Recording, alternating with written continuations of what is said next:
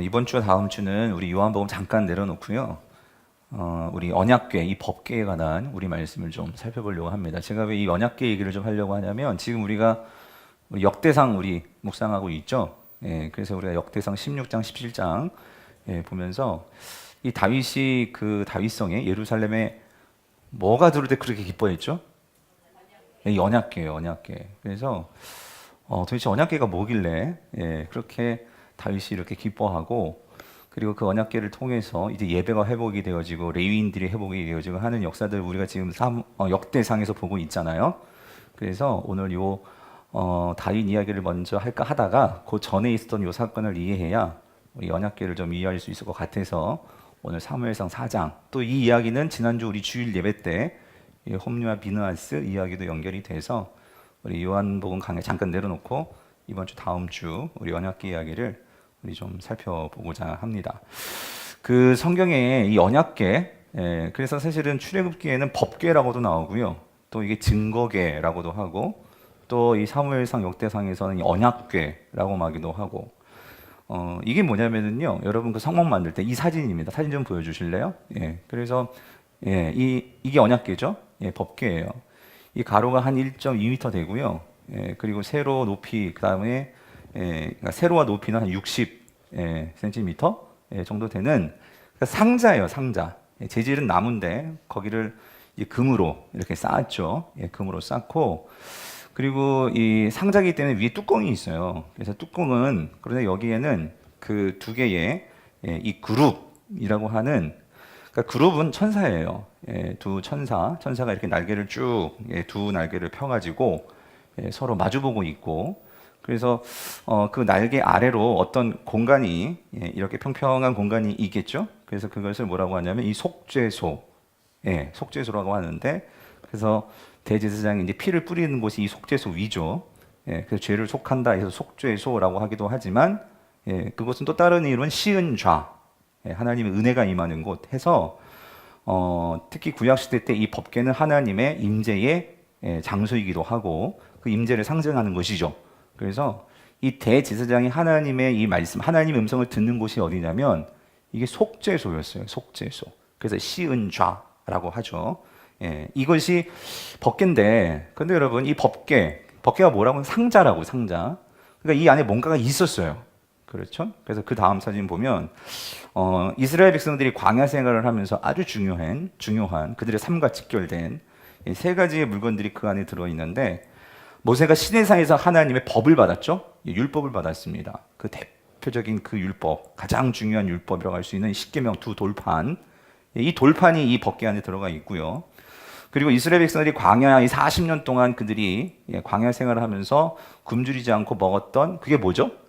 만나. 그래서 만나를 담았던 이 항아리가 그 안에 담겨 있고요. 그리고 하나님께서 이스라엘 백성들을 인도하는 그 상징이기도 하고, 그를 인도하는 자들의 권위이기도 하고, 그래서 그 하나님을 말씀을 순종해야 하는 그런 가르침의 상징이기도 한 이 지팡이, 이 아론의 쌍난 지팡이, 그게 이 법궤 안에 들어 있었습니다. 그래서 여러분 이 언약궤, 법궤, 증거궤, 이 언약궤의 이 상자가 담고 있는 의미는 뭘까요? 가장 중요한 의미는 결국 이스라엘과 하나님의 관계가 어떤 관계에 있는지를 그것을 나타내는 하나의 상징물, 아니 실존하는 그것을 의미하는 것이 바로 이 언약궤죠. 언약궤. 그래서 우리가 언약궤라고 할 때는 하나님과 이스라엘 백성이 맺고 있는 이 언약을 강조할 때 쓰는 단어는 언약궤고요. 하나님의 이 내가 너희들과 함께한다 하는 그런 말씀, 그 증거, 이 증거를 강조할 때는 증거궤라고 말하기도 하고요. 또 이스라엘 백성들에게 있어 율법, 하나님의 말씀을 따라 순종하며 나아가야 하는 그런 것들을 강조할 때는 또 법궤라고 이렇게 얘기도 하고. 그래서 종합해 보면 여러분 이 언약궤는 뭐냐? 결국 이겁니다. 하나님이 이스라엘 백성들에게 원하시는 관계를 함축적으로 압축적으로 담고 있는 이 하나의 그 상징물이 법궤라는 거예요. 언약궤라는 거예요. 증거궤라는 거예요. 그래서 하나님이 도대체 이스라엘 백성들에게 뭘 원하시느냐? 그러니까 하나님은 이스라엘 백성 가운데 이스라엘 백성들과 함께 하기를 원하신다는 거예요. 그래서 하나님은 그 이스라엘 백성들과 함께 거하심을 가시적으로 보여주기 위해서 성막도 만들고 여러 가지 만들지만 특별히 이 언약궤를 통해서 말씀하시고 싶은 것은 뭘 가지고 이스라엘 백성들과 그 관계를 맺기를 원하시냐면 그게 뭘까요? 말씀이라는 거예요. 말씀. 예. 말씀으로 순종할 때에 너희들과 나의 관계는, 그래서 이 언약을 너희들이 지킬 때 나는 너희 가운데 거하고, 그래서 너희는 나의 백성이고 나는 너의 뭐가 되죠? 하나님이 되어줄게. 이거를 약속해주는 그런 상징적인 그 증거물이 뭐다? 언약궤다. 바로 그것이죠. 그래서 여러분, 자, 우리 신명기 28장 1절을 보면, 자, 이렇게 말씀하십니다. 자, 내가 내 하나님 여호와의 말씀을 삼가 듣고 내가 오늘 내게 명령하는 그 모든 뭐요? 명령을 지키면, 그죠? 내 하나님 여호와께서 너를 세계 모든 민족 중에서 어떻게 해요? 뛰어나게 하실 것이라. 자, 이건 가나안 땅에 들어가기 전 상황에서 하나님께서 말씀을 하시는 거죠. 그들과의 관계인데 그 관계를 뭐를 가지고 맺으시느냐? 뭐죠? 말씀. 그죠? 내가 명령하는 이 모든 명령. 뿐만 아니라 이제 가나안 땅에 들어갔습니다. 이제 들어가면서 여호수아에게 주신 말씀도 이렇죠. 이 율법책을 내 입에서 어떻게 해요? 떠나지 말게 하며 주야로 그것을 뭐 해요? 묵상하여 그것에 기록된 대로 다 지켜 행하라. 그리하면 내 길이 평탄하게 될 것이며 내가 형통하리라 라고 말씀을 하시는 거예요. 그래서 여러분, 하나님이 이스라엘 백성들에게 원하시는 것은 아주 간단합니다. 그러니까 관계를 맺는 거예요. 근데 하나님은 눈에 안 보이시잖아요. 그럼 어떻게 이스라엘 백성들이 하나님과 관계를 맺고 그들이 하나님을 알아갈 수 있을까요? 그건 뭐냐면 그 이스라엘 백성들이 말씀을 뭐함으로? 지킴으로, 말씀을 묵상함으로, 말씀을 따라감으로. 그래서 그들이 하나님을 알게 되고, 그래서 그들이 하나님과의 관계를 맺게 된다는 거죠. 이런 관점에서 여러분, 이 사무엘서는 그러니까 이 하나님과 말씀을 통한 순종으로 하나님과의 관계를 맺는다는 것이 무엇인지를 잘 보여주는 책이 사무엘서입니다. 그래서 여러분, 사무엘서는요, 그 첫 시작이 한 가정에 있었던 한 여인의 이야기로 시작이 되는 거예요. 우리가 잠깐 지난주에 스치면서 봤지만 누구네 집 이야기냐면 이 한나네 집 이야기죠. 근데 그 이야기가 결국 뭐에 관한 이야기냐면 결핍에 관한 이야기예요. 부족함인 거죠. 부족함. 뭐가 부족했냐? 여러분 잘 아시잖아요. 한나는 뭐가 결핍된 여인이에요? 자녀가 없었어요. 자녀가. 그렇죠? 그런데 이 한나가 그런데 그 결핍을 어떻게 해요? 채웠단 말이에요. 채움받았죠. 근데 여러분 사실 왜 이 사무엘서가 이 한나의 이 결핍된 이야기로 시작이 되느냐? 사실 그 시대가 어떤 시대냐면은요. 결핍된 시대였어요. 결핍된 시대. 상실의 시대. 근데 뭐가 상실됐느냐? 뭐가 상실되었을까요? 하나님이 상실된 시대였어요. 하나님하고의 관계가 없던 그 시대가 바로 이 사무엘 시대예요. 즉 사무엘 시대는 사사 시대였어요. 사사 시대. 그래서 이 사사 시대가 어떤 시대이냐? 한나의 시대가 사사 시대였거든요. 그래서 누구도 하나님을 왕으로 모시지 않고 하나님의 마음을 모르는, 그러니까 하나님 말씀을 따라 살지 않으니까 하나님을 모르는 거예요. 그 시대가 사사 시대였어요. 한나의 시대였죠. 그런데 한 여인이, 아주 작은 이 한 여인이 그 하나님을 자신의 인생의 왕으로 삼고 자신의 결핍과 상실의 문제를 가지고 누구에게 나갔어요? 하나님께 나아갔어요. 그리고 하나님께 나아가서 구할 뿐만 아니라 자신의 모든 것을 하나님께 맡겼죠. 그래서 그가 아들을 얻었음에도 불구하고 그는 그 아들의 주인을 누구로 인정했어요? 하나님으로 인정을 했어요. 그랬을 때에 오늘 이 한 여인, 한나가 그의 인생이 채워졌을 뿐만 아니라 결국 이스라엘이 이제 채워지는 그 이야기가 오늘 이 한나의 결핍의 이야기로부터 시작을 해서 이 사무엘의 이야기가, 사무엘서의 이야기가 펼쳐나간다는 거죠. 그러므로 오늘 이 한나와 그리고 앞으로 나오게 되는 이 사무엘을 통해서 오늘 이 사무엘서는 그 암울했던 사사시대에 한 줄기 빛과 같이 소망을 주는 메시지가 오늘 이 한나의 이야기로 시작이 되는데 그 이야기의 핵심은 뭐냐면요. 하나님과 오늘 이스라엘 백성들의 관계가 올바르게 되려면 어떤 관계가 되어야 되느냐? 한나와 같이 되어라는 거야. 한나와 같이. 즉 한나와 같이 어린아이와 같은 심정으로, 즉 어린아이가 부모를 철저하게 믿고 신뢰하며 나가는 것처럼. 그래서 한나는요, 비록 그가 기도를 했을 때 엘리는 한나 보고 너 술 취했냐? 라고 말할 정도로 참 제사장이 분별을 못하는 그런 시대에 암울한 이 시대의 한 여인이었지만, 그런데도 그 제사장이 그 여인에게 모르겠습니다, 귀찮아서 그런지 하나님의 은총이 있을 거다라고 말했을 때에 그 여인은 그걸 아멘으로 받았죠. 그리고 그 뒤로는 얼굴에 그 침울한 빛이 없었단 말이에요. 어린아이와 같이 하나님의 은총이 있을 것이다 라는 그 말을 그대로 믿고 그렇게 나아갔을 때에 진짜 하나님의 은총이 임했단 말이죠. 무엇을 말해주는 겁니까?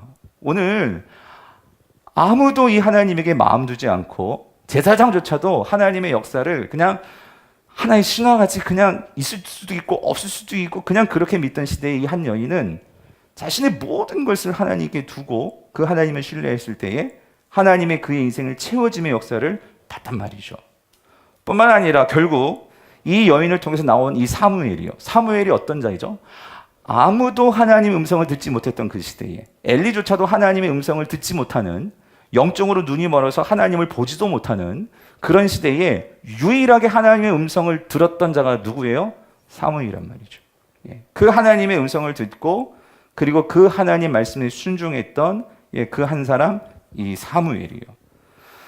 그래서 여러분, 이 사무엘서를 우리가 제대로 이해하려면 사실 사사기를 여러분이 좀 잘 이해할 필요가 있어요. 그래서 사사기는요, 하나님께서 이스라엘 백성을 이제 모세와 여호수아를 통해서 하나님의 말씀이 잘 전수되는, 그래서 여호수아 시대까지는 하나님의 말씀이 잘 들려지던 시대였죠. 그리고 그 말씀대로 순종이 이루어졌던 시대였단 말이에요. 그런데 이제 이 여호수아가 죽고, 여호수아도 나이가 많으니까 죽을 수밖에 없잖아요. 근데 여호수아가 죽고 난 이후의 이스라엘 상황은 사실은 가나안 땅이 이제 이스라엘 수중에 들어왔어요. 그리고 이제 여호수아가 더 이상 땅 정복을 함께 할 수 없기 때문에 어떻게 했죠? 각 12지파별로 땅을 나누어 줬죠. 나누어 주고 각 지파가 그 하나님의 명령을 따라서 계속해서 그 하나님의 말씀을 가지고 가나안 땅에서 살기를 하나님이 원하셨어요. 그래서 하나님께서 세우신 사사시대의 영적인 지도자는 누구일까요? 다시 한번 물어볼게요. 사사시대에 하나님께서 세우신, 자, 이제 모세 죽었어요. 여호수아 죽었어요. 사사시대를 이끄는 영적인 지도자들은 누굽니까? 역시 공부한 사람은 다른 거예요, 여러분. 사사라고 나오면 안 돼요. 사사시대의 영적인 지도자들은 누구예요? 레위입니다, 레위. 레위예요. 하나님께서 레위 지파를 어떻게 하셨어요? 그 모든 지파들에겐 땅을 줬죠? 땅을 줬지만 이 레위 지파에게는 땅을 줬어요? 안 줬어요? 안 줬다고요. 그럼 레위 지파 뭐 먹고 살아요? 어떻게 살아요? 레위 지파 어떻게 살죠? 저희 저녁반은 우리 11조 가지고 되게 논쟁을 많이 했는데 자, 레위 지파는 하나님께서 땅을 주지 않았지만 각 지파 속에 들어가서 각 지파가 가지고 있는 이 48개 성읍, 그렇죠? 한 개 지파마다 4개 성씩을 내주었어요. 누구에게? 레위에게 살도록. 그렇죠? 그래서 레위는 어떤 일정한 지역을 받은 것이 아니고 각 지파 속에 들어가 가지고, 그래서 그 각 지파가 주는 11조를 가지고 생활하면서 살도록 하나님께서 그렇게 시스템을 만들었죠. 근데 여러분, 그 레위가 해야 될 가장 중요한 사명이 뭐냐고요? 모세가 그 하나님의 말씀을 잘 정리했죠. 그래서 그걸 누구에게 전수해 줬어요? 여호수아에게 전수해 줬어요. 그래서 여러분, 여호수아는요 철저하게 그 말씀에 순종했던 자였어요. 근데 이제 그 여호수아는 그 모든 그 하나님의 말씀을 누구에게 맡겼어요? 레위들에게 맡겼단 말이에요. 그래서 이제 레위들은요 각 지파 속에 들어가서 그 말씀들을 가르치고 그 말씀들을 이스라엘 백성들이 순종할 수 있도록 그렇게 인도해야 할 그 당시에 이 영적인 지도자가 레위들이란 말이에요. 근데 이게 제대로 기능이 안 된 거예요. 그래서 이 이스라엘 백성들이 가나안에 들어가서 가나안 사람들과 결혼을 하고 가나안 사람들의 문화를 따라가고 그렇게 동화돼서 살아갔단 말이에요. 그러다가 그들이 정신 못 차리면 이제 이 가나안 민족들이 침범해 오는 거예요. 그리고 그들의 것들을 막 빼앗아 가는 거예요. 그때 하나님 할 때 그때 하나님께서 이 레위도 제대로 기능을 못 하니까 그래서 그때 보낸 사람들은 누구예요? 사사죠. 사사. 그러니까 마치 이렇게 구원투수 같이. 그런데 여러분, 이 사사도 문제예요. 여러분 사사기 읽어보면 아시겠지만 이 사사들도 처음에는 잘했어요. 예. 그리고 여러분, 사사가 나올 때 하나님이 원하셨던 것은 사사 혼자 싸우는 게 아니에요. 사사를 통해서 이스라엘 백성들이 함께 한 마음으로 나가서 싸우기를 원하셨어요. 처음엔 그렇게 했어요. 그런데 점점 이 사사들도 어떻게 됐어요? 자기 배 채우고 싸우는 것을 신경 안 쓰고 자기 자녀들 잘 되는 것만 생각하고 그러면서 사사들조차도 점점 타락해 갔어요. 그러다 급기야 마지막에는 여러분 마지막 사사가 누구죠? 사사기에 나오는 삼손 보세요. 삼손. 여러분 왜 삼손이 여러분 얼마나 삼손이 힘셌으면 여러분 그 샘소나이트 가방 있죠? 그게 삼손이에요. 삼손을 상징하는 거예요. 샘소나이트 비슷하지 않아요? 삼손 가방이에요 그게. 여러분 삼손이 왜 그렇게 힘이 센 거예요? 예? 하나님이 이유 없이 삼손에게 힘 세게 준 거 아니에요 여러분. 왠 줄 아세요? 그 당시에 하나님을 위해서 싸울 사람이 없어요. 예? 이스라엘 백성들이 함께 마음을 모아가지고 내가 싸우겠습니다 한 사람이 나오지를 않는 거예요. 그럼 어떻게 해요? 그런데 지금 삼손 누가 싸워야 돼요? 블레셋. 어떻게 해요? 그러니까 하나님께서 힘을 몰아주신 거예요. 누구에게? 그러니까 삼손이 힘이 센 거라고, 힘이. 그럼 삼손이 그 힘을 가지고 그 사명을 감당해야 되는데 이게 웬걸? 블레셋 여자 눈독 들어가지고 아니 블레셋을 무찌르라고 하나님께서 그 힘을 몰아주셨는데 이 삼손은 그 힘 가지고 블레셋 여자하고 연애질을 하고 있는 거예요 여러분.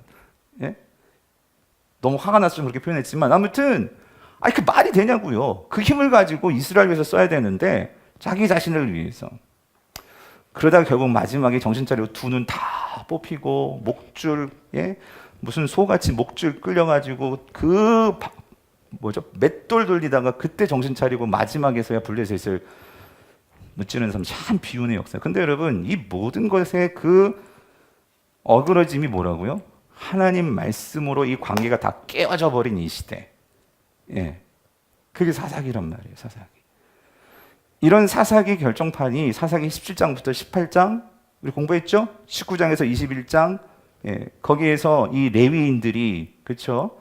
하나님의 이 제사를 섬겨야 할 레위인들이 우상을 만들어 놓고 이 레위인이 사제 한 개인의 집에 사제가 되고 그리고 레위인은 첩을 둬서는 안 되는데 이 첩질을 해가지고 그래가지고 그 첩이 나중에는 어떻게 돼요? 그 베냐민 지파 불량배들에게 윤간을 당하고 그렇게 죽었는데 그거를 어떻게 합니까? 토막 내가지고 각 지파에다 보내고 이게 누가 한 짓이라고요? 레위. 하나님의 율법을 알고 말씀을 알아야 하는 그 레위. 그런데 여러분 이게 어디까지 연결되냐면 이게 어디까지 연결된다? 사무엘상 초반까지 이 일을 고발하는 거예요. 하나님의 말씀이 바로 서지 않을 때 얼마나 비참한 역사가 이루어지는지를 오늘 본문까지 이루어지는 거예요. 그래서 오늘 본문의 극치는 이제 레위도 보통 레위가 아니라 누구? 하나님의 성막에서 하나님을 제사하고 하나님을 섬겨야 되는 적어도 다른 레위들은 그렇다 치고 지금 성막이 실로에 있거든요. 실로에 있는데 그 실로에서 하나님을 섬겨야 하는 이 대제사장은 좀 나을 줄 알았는데 이 대제사장의 집은 어때요? 가관인 거죠. 똑같은 거예요. 그것을 오늘 성경이 우리에게 말해주고 있는 거예요. 하나님의 법궤가 있으면 뭐 하냐고요. 하나님은 그 법궤를 통해 언약궤를 통해서 말씀을 통해서 이스라엘 백성과 관계하시고 그래서 그 순종의 관계를 통해서 하나님이 누구인지를 알려주시고 그래서 내가 너희의 하나님이고 너희는 나의 백성이고 내가 너희들을 책임질게.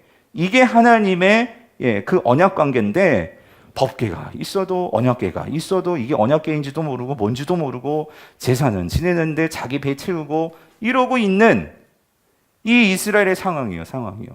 제대로 하나님의 이 말씀들이 작동하지 않는 이 시대예요. 그래서 오늘 그 끝장 막장의 이 모습이 드디어 등장하는데 언약궤가 있어도 언약궤가 제대로 기능을 못하는. 자, 그래서 여러분, 자, 오늘 이 엘리의 아들들의 이야기, 우리가 지난주에도 봤지만, 여러분 보십시오. 사무엘상 2장 12절 먼저 볼게요. 같이 읽어봅시다. 시작. 엘리의 아들들은 행실이 나빠 여호와를 알지 못하더라. 이게 야다라는 단어잖아요. 히브리어의 관계. 그러니까 아담과 하와가 거기서 야다가 동침이라고 나오는데, 이게 무슨 말이냐면 제사장이 하나님을 모른단 말이에요. 그러니 일반 백성들은 오죽하겠어요? 그래가지고 17절 보세요. 이 소년들의 죄가 여호와 앞에 심히 크면 그들이 여호와의 제사를 뭐예요? 멸시함이었더라. 무시하였더라. 예? 자, 여러분 이런 상황인 거예요. 이런 상황. 자, 이런 상황이 어떻게 하나님이 그냥 두고 보실까요? 아니라는 거지. 그래서 그게 오늘 4장이란 말이에요. 4장. 그래서 4장에서 드디어 일이 터져요. 블레셋과 싸움이 붙는 거예요. 그러니까 여러분 이거 잘 보세요. 만약에 삼손이 블레셋 거기서 다 때려 잡았다면, 예?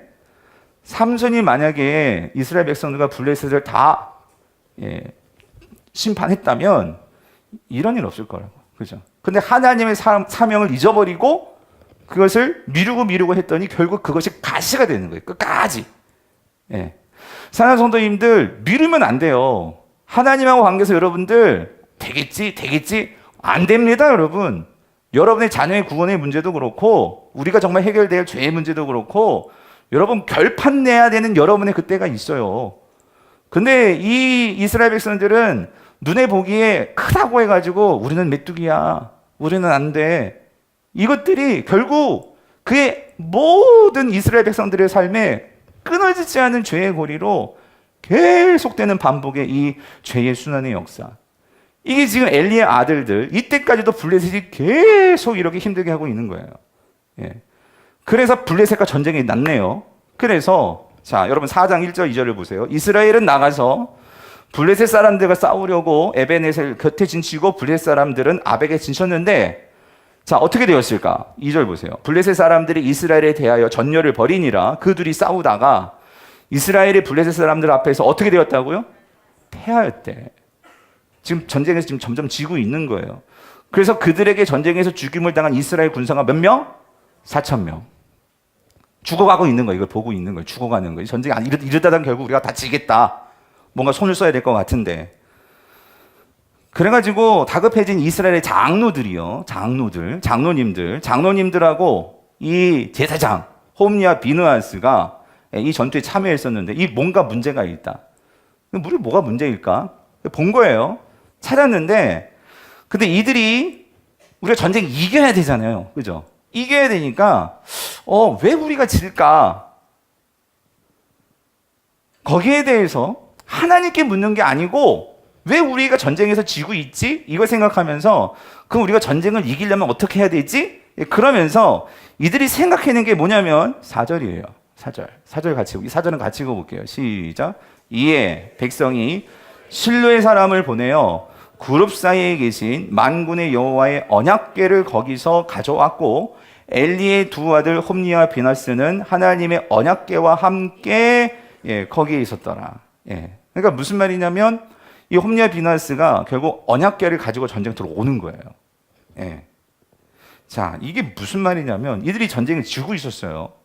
근데 뭘 생각했냐면, 그래서 생각해낸다는 것이 옛날에 그 전쟁사, 이스라엘 전쟁사를 기억했던 것 같아.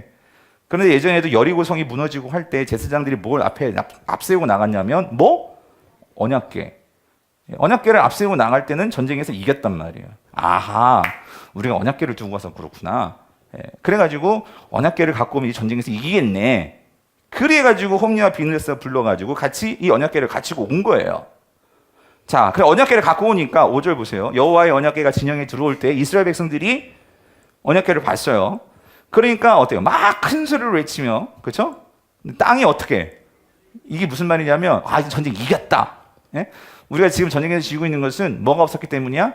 언약궤가 없었기 때문이야. 근데 언약궤가 있으니까 당연히 전쟁에서 이길 거야 해가지고 막 기가 산 거죠. 자, 이때 이 모습을 본 블레셋 사람들의 반응은 어땠을까? 6절을 보세요. 블레셋 사람이 그 외치는 소리를 듣고 이르되, 히브리 진영에서 큰 소리로 외치면 어찌 됨이냐 하다가 알았어요. 뭐가 들어오고 있어? 여호와의 궤가 진영에 들어온 줄을 깨달은지라. 여러분, 이 고대의 전쟁은요, 신들의 전쟁이었어요. 그래서 이 고대 사람들은요, 자신들이 신들을 대리해서 이렇게 싸운다고 생각을 했었거든요. 그러니까 뭔가 이렇게 막 아까 천사 그 그룹 보였잖아요. 그러니까 뭔가 막 소리를 지르니까 그들이 신들이 오는 건가? 뭐 그런 식으로 생각했던 것 같아요. 근데 여러분 중요한 건 이거예요. 블레셋이 그렇게 불에서 처음엔 쫄았어요. 쫄았는데 거기에서 우리가 아까 말씀 받지만 블레셋에서 한 그 대장이 나와가지고 그렇죠. 우리가 이 이스라엘 사람들의 종이 될 수 있겠느냐? 우리가 지어서 우리가 애굽 사람의 종들이었던 자들에게 우리가 이렇게 질 수 있겠냐? 뭐 하면서 막 하니까 다시 블레셋도 힘을 내게 되었어요. 결국 다시 싸웠어요. 근데 누가 이겼어요? 블레셋이 이겼단 말이에요. 블레셋이. 사랑하는 성도님들, 결국 이로 인해서 자 10절입니다. 그 결과가 뭐냐? 블레셋 사람들이 쳤더니 이스라엘에 피하여 각기 장막으로 도망하였는데 살육이 커서 이스라엘 보병이 엎드러진 자가 몇 명이에요? 아까 맨 처음에 몇 명 죽었죠? 이 몇 배예요, 여러분? 3만 명이 죽었어요. 3만 명이. 3만 명이 죽고 더 중요한 건 뭐냐면 이거예요, 여러분. 뭘 빼앗겼어요? 하나님의 교회를 빼앗겼단 말이에요. 네. 그리고 여기에서 누가 죽어? 엘리의 아들들이 죽는 거예요. 사랑하는 성도님들, 하나님이 패배한 걸까요? 하나님이 어디 마실당하셨어요?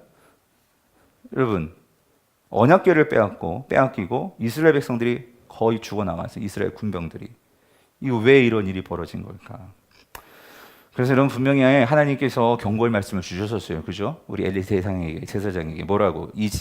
사무엘상 2장 29절 30절 보니까 너희는 어찌하여 내가 내 초소에 명령한 내 제물과 예물을 밟으며 내 아들을 나보다 더 중히 여겨 내 백성 이스라엘 드리는 가장 좋은 곳으로 너희를 살찌게 하느냐. 30절 같이 읽어봅시다. 그러므로 이스라엘 하나님 나 여호와가 말하노라.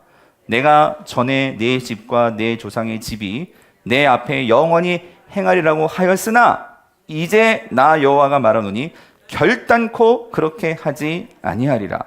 나를 존중히 여기는 자를 내가 존중히 여기고 나를 멸시하는 자를 내가 경멸하리라. 여러분, 이게 사무엘상 하의 주제입니다. 나를 존중히 여기는 자를 내가 이제 어떻게 하겠다고? 존중하고 나를 무시하는 자를 나도 뭐 하겠다? 무시하겠다. 하나님께서 아주 단호하게 마음을 먹으셨어요.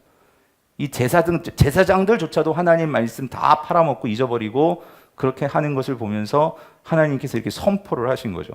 그랬으면 엘리가 정말 두려운 마음을 가지고 자기 자신뿐만 아니라 자녀들 앞에 세워놓고 사실은 제사장들이 파면시켰어야 돼요. 파면시키고 대개혁과 대회개 운동이 일어났어야 되는데 아무런 변화가 없었어요. 예.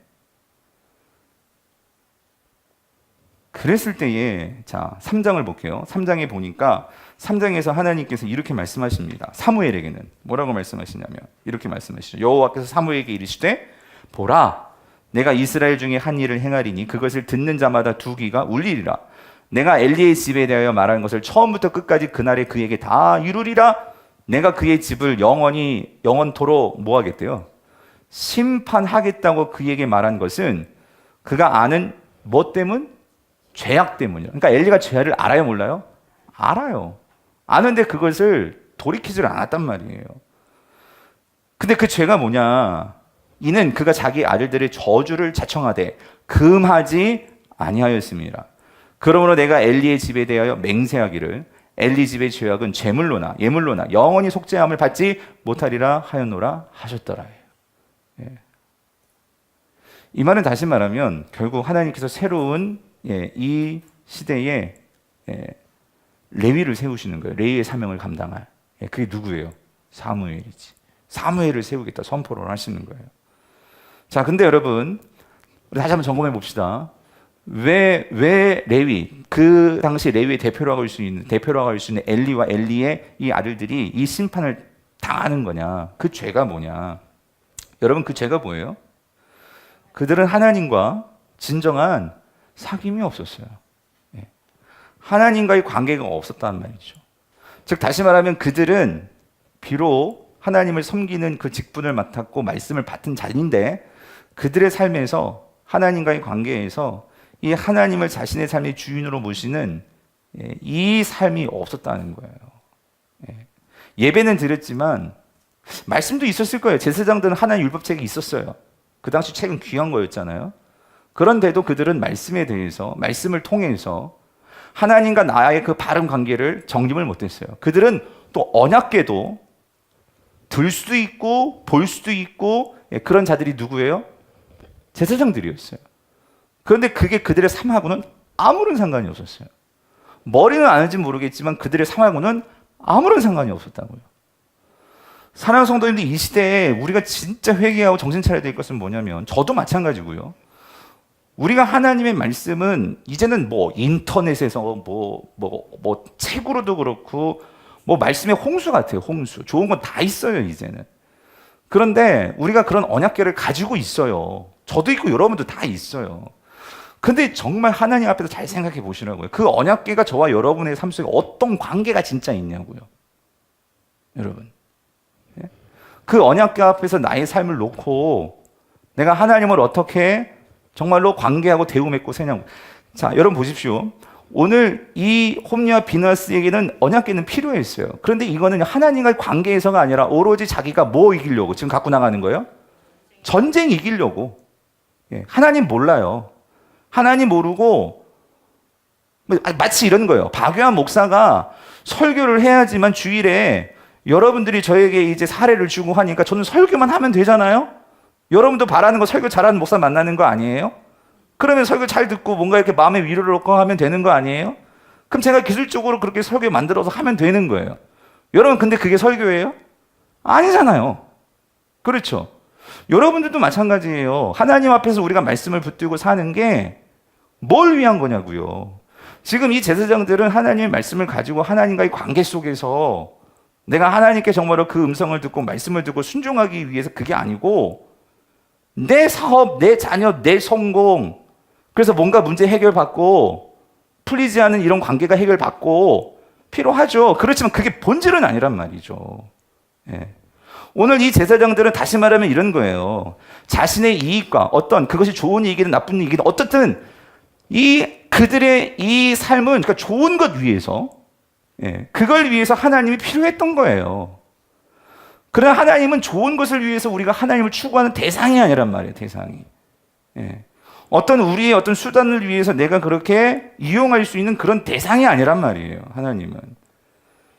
즉 하나님은 우리가 어떤 그러한 목적을 가지고 하나님을 내가 좌지우지하고 내가 필요할 때 가지고 나가고 필요하지 않으면 그냥 버려버리고 그냥 구석에 처박혀 놓고 그런 대상이 아니란 말이에요.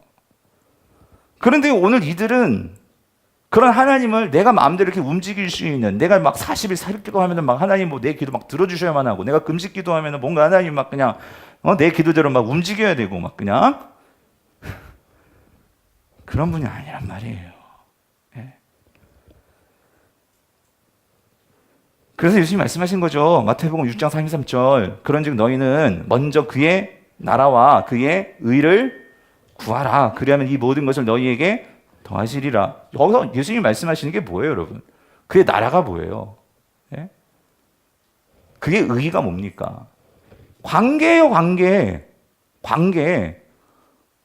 그러니까 뭐 거창한 막 하나님을 위해서 내가 뭔가 해드리면, 그러니까 내 어떤 일상보다도 내가 하나님을 위해서 뭔가 하나님을 위한, 마치 다윗 것을 가지고 생각해 봅시다. 하나님의 성전을 지어드리면 하나님이 뭔가 나에게 큰 복을 줄 것처럼, 여러분 그게 나라가 아니고요. 그게 의가 아니고요.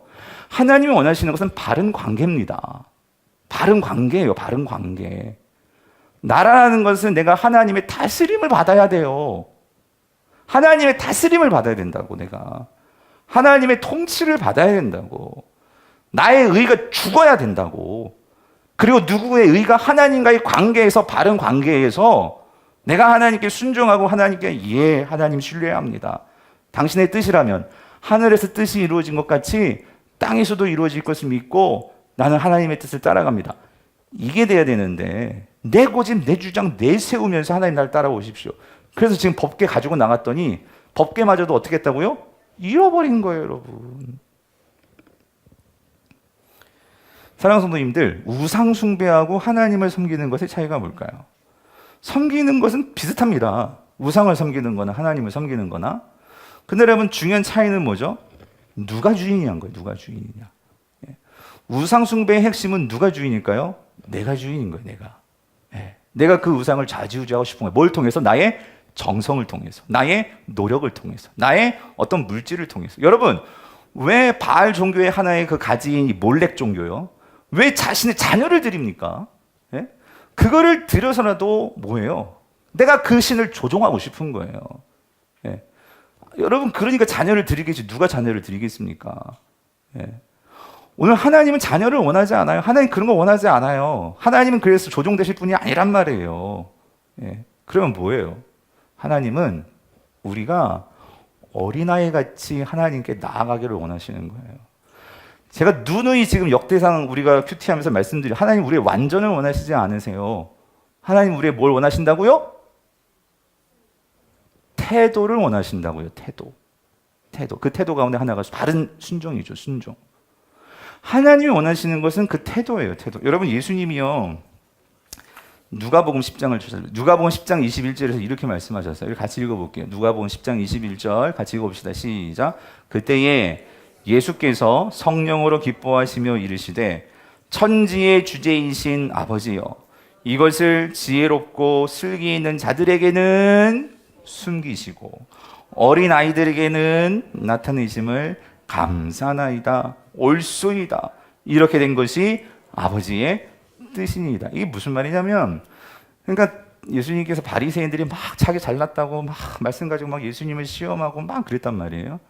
그럴 때 하나님께 이 기도한 게 뭐냐면요, 그런데도 이 무리들, 아무것도 모르는 그 무리들은, 또 병자들, 죄인들, 이런 자들은 예수님이 말씀하신 걸 그대로 순종하고 그대로 받았단 말이에요. 예. 그걸 보면서 기도하신 거예요. 예. 이것을 이 지혜롭고 슬기 있는, 당시 사람들이 말하는 그 지혜롭고 슬기 있는 자들에게는 하나님의 비밀을 뭐하고? 감추시고, 예. 오히려 배운 것도 없고 가진 것도 없고 병자고 죄인이고 이런 자들이 어떤 자? 어린 아이들. 그러니까 뭐냐면요, 정말 하나님 없으면 살 수 없어. 예수님 의지하지 않으면 살 수 없어. 예. 근데 이들에게는 하나님의 그 비밀들이 다 알려진단 말이죠. 이렇게 해주신 거 감사합니다. 이렇게 말을 한단 말이에요. 기도한단 말이죠. 사랑하는데 여기서 이 어린아이가 뭐냐고, 어린아이. 여러분, 이 당시 어린아이는요, 자기 주권이 없어요. 예. 아니, 요즘도 그렇죠. 여러분, 이 깐난쟁이는요, 엄마 없으면 못 살죠. 그렇죠? 자신이 주인이 될 수가 없어요, 여러분. 근데 우리가 점점 이제 나이가 먹어가고 살에 어떤, 그쵸? 우리 중학생 애들 보세요. 이제 자기가 좀 살만 난다 이거지. 예? 엄마 없어서 친구들도 있잖아요. 얼마나 재밌는 게 많아져. 그러니까, 그죠? 중2병들. 예, 그래서, 자기가 뭐 부모 아쉬운 거 없죠. 그런데 여러분, 주님이 말씀하신 어린아이의 핵심이 그거라는 거예요. 나는 주님이 없으면 뭐요? 살 수 없습니다. 예? 이게 태도죠, 태도. 그러니까 전적으로 의지하고 신뢰하고 따라가고, 이게 어린아이의 특징이란 말이에요. 어린아이의 특징. 그래서 여러분, 제가 우리 구약 일독학교도 말씀드렸지만 여호수아는 참 우리가 많은 귀감이 되는 사람이에요. 그러니까 여호수아는 철저하게, 그러니까 그는 자기의 멘토 모세를 봐. 모세는 대단한 사람이죠, 그렇죠? 그렇지만 그 모세에 비하면 자기는 아무것도 아니에요. 뭐 큰 기적을 행한 거, 요단강 가른 거, 예.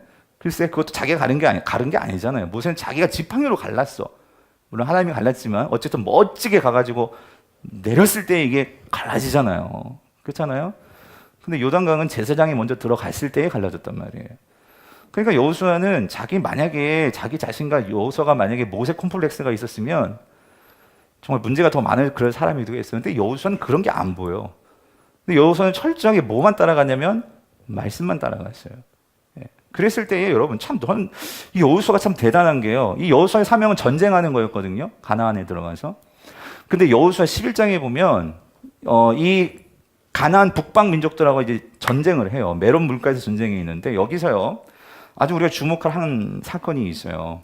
자, 이 가나안 연합군들이, 그래서 거기 보면은 해변의 모래같이 때로 그 가나안 연합군들이 이스라엘을 쳐들어왔어요. 이스라엘과 전쟁이 붙은 거예요.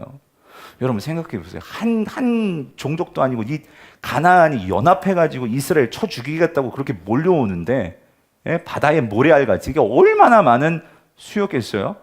그럼 덜덜덜 떨고 두려워할 수 있잖아요. 근데 그때 하나님께서 이렇게 말씀하셨다고. 여러분, 여호수아 11장 6절 같이 읽어볼게요. 시작.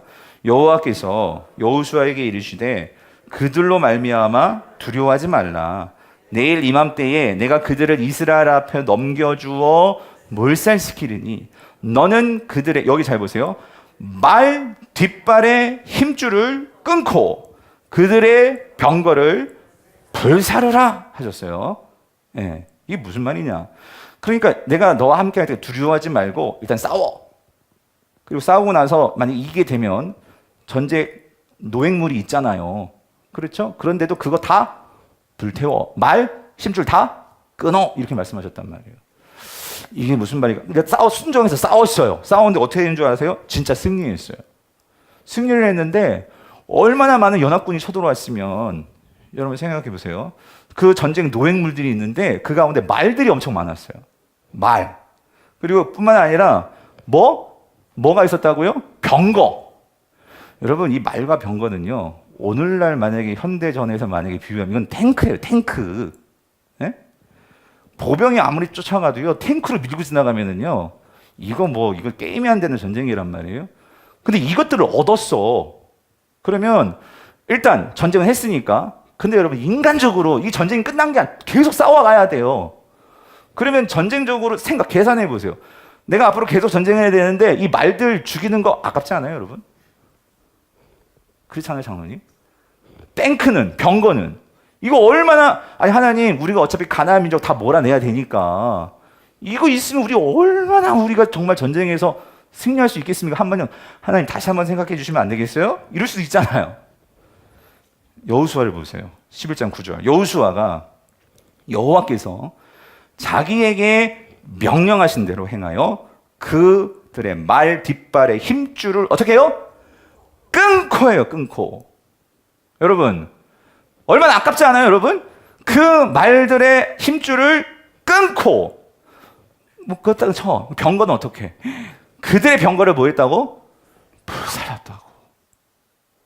여러분 이게 뭐예요? 밀어난 게, 이게 어린아이의 신앙이라는 거예요. 어린아이의 신앙. 예? 여호수아는 이 철저하게 이 어린아이 신앙으로 그가 나아갔단 말이에요. 예? 그래서 여호수아가 이스라엘 백성들을 이끌 때는 승리였어요. 승리. 그러니까 참 이게 아까워. 좀 더 오래 살아가지고 그냥 가나안 다 정복할 때까지 살았으면 좋았을 텐데 이게 안 됐단 말이에요. 이게 안 됐단 말이에요. 그러니까 하나님은 이어서 이런 사명들을 또 이어서 해야 할 일들을 남겨놓으신다고요. 여러분 우리 교회가 원로 목사님이 한 사명이 있고 제가 감당할 사명이 있고, 여러분 저에게 다 원하지 마세요. 저 다 못해요, 여러분. 예? 제가 할 수 있는 분량이 있고 그 다음에 저를 이어서 또 다른 새로운 누군가가 그게 있겠죠. 예. 저 그거 기도해요, 지금부터. 여러분. 예. 모르겠어요. 하나님이 언제까지 저를 사역하게 할지 모르는 거예요. 근데 여러분 이 성경을 보면서 그래서 하나님께서 나에게 맡겨주신 것, 그때까지 최선을 다하면 되는 이스라엘 백성들은요, 맡겨준 것도 다 포기해버리고 도망가는 게 이스라엘 백성들이었단 말이에요. 예. 그런데 중요한 건 여호수아는요, 하나님께서 끊으려니까 끊고 태우라니까 태우고. 여러분 이게 어린아이 신앙이라는 거예요. 여러분 근데 하나님께서 여러분 전쟁에서요, 왜 말에 그 힘줄 다 끊고 병거 왜 다 불태워 했을까요? 아직도 계속 싸워야 되는데. 여러분 잘 생각해 보세요. 말이 많아졌어요. 병거가 생겼어요. 누구 의지할까요? 뭘 의지할까요? 이제 말을 어떻게 운영하고 병거를 어떻게 운영할까, 이걸 생각하지 하나님 말씀 기울이지 않단 말이에요. 네? 여러분 우리 인생이 막 휘황찬란하게 막 뻗어나가고 여러분 그게 어떤 면에서는 위험할 수 있어요. 네. 내가 하나님 말씀에 진짜 집중하고 내가 그거에 귀담아 듣는, 사실 그게 인생의 전성기입니다. 예. 근데 참 성경에 보면은요, 이런 라인을 타고 흐르는 자들이 있어요. 무슨 말이냐? 이 어린아이 같은 신앙을 마음속에 품고, 오늘 이 시간도 마찬가지일 거예요. 여러분 다 어린아이 신앙 될 거는 저는 그렇게 생각하지 않아요. 그렇게 되기를 바라지만, 왜 그러냐면 성경을 보면 그렇거든요. 예. 이러한 여호수아의 스토리는 레위를 통해서 다 가르쳐졌을 거예요. 예. 근데 사울 같은 사람은 다 까먹어 버렸어요. 근데 이 여호수아의 어린아이 같은 신앙을 누가 계승했을까요? 다윗이더라고. 정확하게 다윗이더라고. 여러분 사무엘하 8장을 보면은 다윗이 블레셋과 전투뿐만 아니라 이제 이 마찬가지 그러니까 이 사사기 때 이 하나님이 분명히 가나안 족속 다 밀어버리라고 했는데 이거를 밀어버리지 못하고 믿음이 약해가지고 유다 족속들이 남겨놓은 그런 가나안 지파들이 있었단 말이야. 가나안 민족들이 있었단 말이에요. 블레셋도 마찬가지고 또 여러 가지. 그래가지고 여러분 사무엘하 여러분 8장을 보면 3절 4절 이렇게 나와요. 르홉의 아들 소바. 예. 자, 이 소바 왕 하다데셀이 자기 권세를 회복하려고 유브라데 강으로 갈 때에 다윗에게 이스라엘 쳐들어왔어요. 전쟁이 붙었어요. 그랬는데 여기서 전쟁을 했는데 누가 이겼느냐? 다윗이 이겼습니다. 근데 여기 잘 보세요. 다윗이 마병 몇 명? 마병이니까 말도 1700마리였을 거예요. 한 명이 말 한 명 타는 거니까 1700명과 보병 2만 명을 사로잡고 여기도 병거 몇 대? 100대. 그런데 자 이거예요. 말이 1700마리가 있었거든요. 그런데 여기서 병거 100대의 말만 남기고 여기는 다윗이 그 외의 병거의 말은 다 어떻게 했어요? 발에 힘줄을 어떻게 했어요? 끊었더니에요. 여러분, 목사님 이건 다 안 죽였네요. 그렇게 말하지 말고 여러분 왕이라면 1700마리 말이 생겼어. 이거 다 어떻게 하고 싶어요? 남겨놓고 싶지 않아요, 여러분? 남겨놓고 이제 앞으로 전쟁할 때 써먹고 싶지 않아요, 여러분? 근데 왜 다윗이 100마리만 100대의 이 병거만 남겨놓고 여기요, 그 외에 병거의 말은 다 발의 힘줄을 왜요? 왜 끊었을까요? 이게 어린아이 신앙이라고 여호수아가 보여줬던 하나님 안에서 그 말씀대로 하나님만 의지하고 나아가는 그 신앙을 다윗은 붙든 거예요. 그랬을 때 이 이후로 하나님은 계속 승승장구를 주십니다. 다윗에게. 여러분 하나님께서 신명기 17장에서 분명히 말씀하셨어요. 신민경 17장 17절을 보면은요. 왕들은 말을 많이 두지 말고 병거를 많이 두지 마라. 그러니까 말을 많이 두지 마라. 마병을 많이 두지 마라고 분명히 율법을 말씀하셨거든요. 왜? 말이 많아지면 누구를 의지할까? 하나님을 의지하지 않습니다. 말을 의지한다고 말을. 예. 다윗은 자기가 알아요. 이걸 배수의 진이라고 하잖아요. 잘라버리는 거예요. 하나님을 의지하려고. 여러분 잘 보세요. 여러분보다 내가 다른 그 무엇을 의지하는 거 있으면 여러분 이런 결단이 있을 때 하나님 반드시 여러분 그냥 놔두지 않으실 거예요. 분명히 여러분들에게 축복하실 겁니다. 예? 근데 우리가 이런 결단을 못한단 말이에요. 그러나 여러분 우리가 이런 여호수아를 보세요. 다윗을 보세요. 그럴 때 하나님께서 사용하시는 이 하나님 역사를 보시라고요. 우리가 어떻게 내가 뭘 끊어야 될지. 예? 홈리와 비나스 이게 없었단 말이에요. 어린아이 같이 하나님을 신뢰하며 나아가는 이 믿음이 없었단 말이에요. 오로지 뭐만 있었어? 승리. 여러분 전쟁의 승리와 패는 중요한 게 아니에요. 이건 하나님께 맡기는 거죠. 그럼 우리는 명령하신 대로 나아가서 하면 되는 거예요. 아멘이십니까? 만약에 졌더라도 여러분 거기에는 하나님께서 분명히 하나님이 인도하신 바가 있겠죠. 여러분 사실 오늘 본문에서요. 지는 것은 하나님의 뜻이었습니다. 예. 이스라엘 백성들을 사랑하지 않아서도 아니고 하나님의 힘이 모자라서도 아니고 하나님은 이 전쟁 지기를 원하셨어요. 그걸 어떻게 할 수 있어요? 법궤가 빼앗겼거든. 예. 법궤가 빼앗겼다고. 예. 이거는 하나님께서 우리에게 주신 상징이 있어요. 예. 여러분 하나님과의 관계없는 말씀이요 아무런 가치 없습니다. 예. 내 삶에서 아무리 많은 말씀을 읽고 듣고 여러분이 가져도 그 말씀과의 관계가 없으면은요 법궤 그냥 상자일 뿐이에요. 그냥 가지고 가는 거예요, 여러분. 예. 그런데 여러분 보십시오. 오늘 본문에서 하나님께서 그렇게 이 법궤가 빼앗기고 이스라엘이 졌는데 그 다음 사건을 보세요. 법궤가 지금 블레셋 수중으로 들어갔거든요. 예. 거긴 이스라엘 백성은 아무도 없어요. 뭐만 있어? 법궤만 있어. 근데 이 법궤가 어떻게 역할을 하십니까? 어떻게 그 역사가 일어납니까? 보니까요, 여러분. 자, 사무엘상 5장 3절 4절을 보니까 이 아스돗 사람들이 블레셋 사람들이에요. 법궤를 가지고 갔어요. 자기네 블레셋으로. 아침에 일찍 일어나 자, 이 법궤를 자신들이 섬기는 다곤 신전에다 갖다 놨거든요. 예, 왜? 아까 고대의 전쟁은 신들의 전쟁이랬잖아요. 그래서 다곤 신한테 바친 거예요. 여호와의 신 아무것도 아닙니다. 다곤이시여 받으시옵소서. 그래서 그 신을 갖다 놓은 거였어요. 자, 근데 어떤 일이 벌어졌어요? 근데 보세요. 본즉 아침에 일어나가지고 갔는데 전날에 갖다 놨는데 가서 봤는데 다곤이 이 블레셋의 신이에요. 다곤이 여호와 궤 앞에서 어떻게 돼 있어? 그 전에 이렇게 서가지고 딱 이러고 있었던데 이게 꼬꾸라져 있는 거예요. 얼마나 놀랬겠어요. 블레셋 사람들이. 꼬꾸라져 얼굴이 어떻게 되어 있다고? 땅에 닿는지라. 그래가지고 그들이요, 이게 무슨 일이지? 그걸 다시 이렇게 세웠어. 예? 그 자리에 세웠더니 또 그 다음날 다시 가는데 또 퍼져 있는 거예요. 또 퍼져 있었어. 그런데 여기는요, 어떻게 엎어져 있냐면 이번에 어떻게 머리와 손목이 끊어져 있는 거야. 여러분, 이거를 지금 상자 하나 갖다 놨는데, 예전에 이런 일이 없었단 말이에요.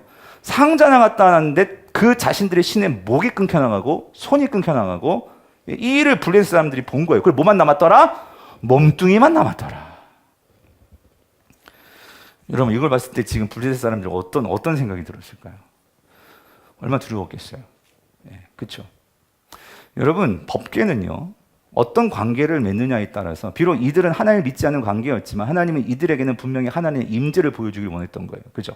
이 블레셋 사람들에게 누구를 두려워하게? 하나님을 두려워하게 하시기 위해서. 그렇죠?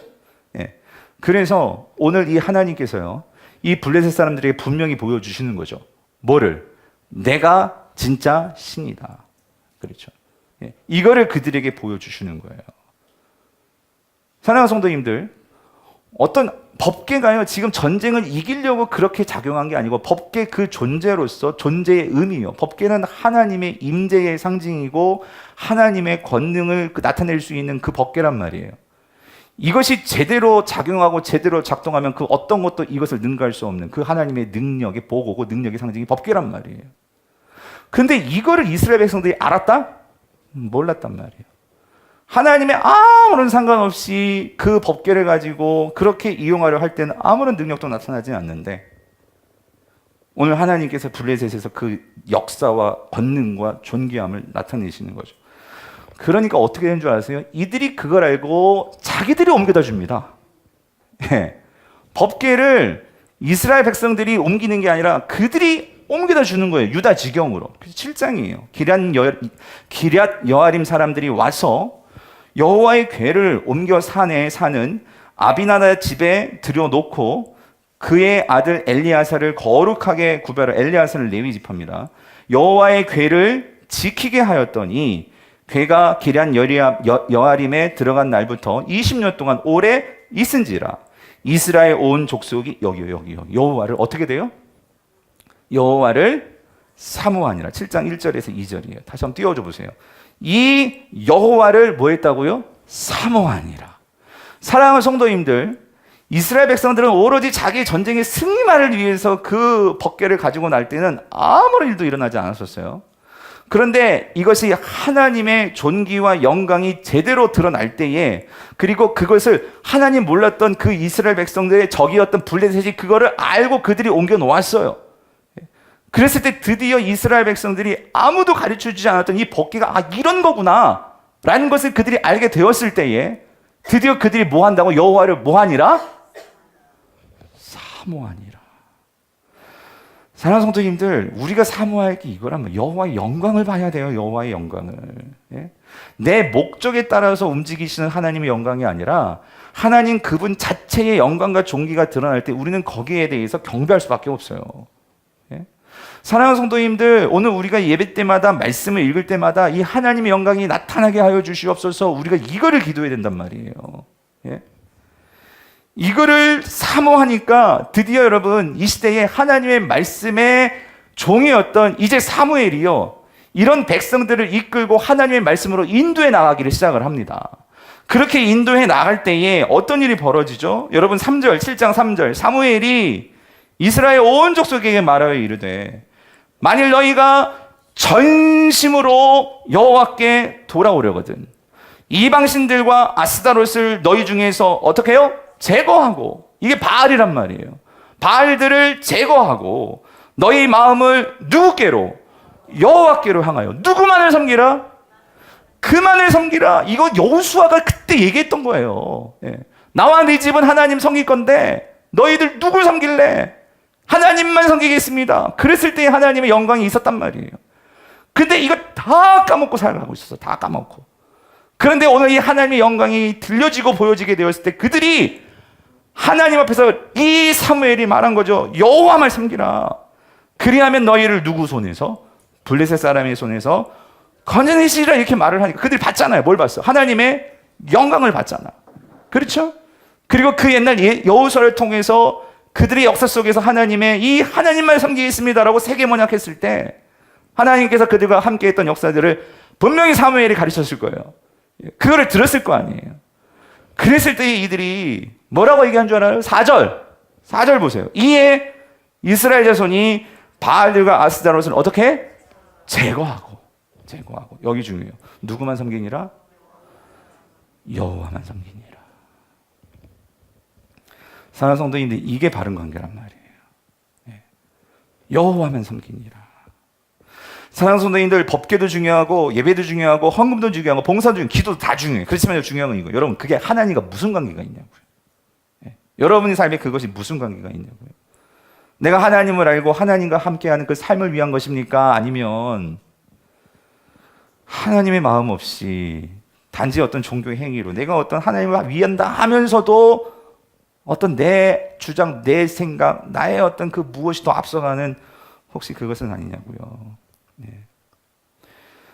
하나님의 말씀이 들리고 그리고 하나님 말씀에 온전히 순종했던 이 사무엘이 이제 그 하나님의 말씀을 제대로 가르치고 그리고 이스라엘 백성들이 따라올 때 이스라엘은 샬롬이 임했습니다.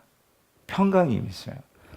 여러분 13절 보니까 이렇게 말을 하죠. 이에 블레셋 사람들이 굴복하여 다시는 여기 중에 다시는 이스라엘 지역 안으로 어떻게 해요? 들어오지 못하였으며 여호와의 손이 사무엘이 사는 날 동안에 블레셋 사람을 어떻게 해요? 막으심에. 블레셋 사람들이 이스라엘에게서 빼앗았던 성읍이 에그론부터 가드까지 이스라엘에게서 어떻게 돼요? 회복되고. 그렇죠. 이스라엘이 사방 지역을 블레셋 사람들의 손에서 도로 어떻게 했어요? 찾았고. 또 이스라엘과 아모리 사람 사이에 뭐가 있었어요? 평화가 있었더라. 샬롬이 있었더라. 사랑하는 성도님들, 하나님하고 바른 관계가 되어지면 샬롬이 임한다고요. 샬롬이. 바라기는 오늘 저와 여러분 삶 속에서 여러분 우리가 똑바로 언약궤를 지켜나갈 수 있게 되기를 바랍니다. 하나님의 임재와 하나님의 말씀이 제대로 나의 삶 속에서 관계할 때에 여러분 하나님은 영원히 우리와 함께 하신다고 약속하셨고 그리고 그 하나님이 저와 여러분 삶 속에서 여러분을 지키시고 보호하실 줄 믿습니다. 오늘 이 은혜를 누리시는 저와 여러분 될 수 있기를 간절히 바랍니다.